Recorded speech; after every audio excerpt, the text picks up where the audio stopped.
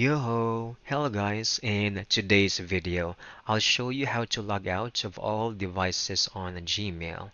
So if you think someone else might be logged into your account or you just want to keep things secure, this video is for you. Let's begin. First, open your browser and we need to go to your Gmail or just simply on your home page. Over here, click on the profile icon, click on manage your Google account.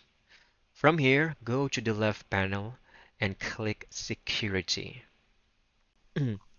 Scroll down and you will see a section called Your Devices. Now click on Manage All Devices over here and you will see a full list of every phone, tablet, or computer connected to your account. To sign out, simply click on a device, for example, this one, okay? Then you can now hit Sign Out over here, right? Now you can now go ahead and repeat this for each one that you would like to remove, except for the device you are currently using.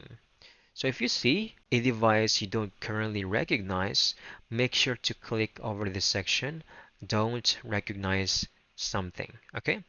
Google will guide you through steps to secure your account or change your password. And that's it. You have now successfully logged out of all devices on Gmail and secured your account. I hope you found this video very helpful.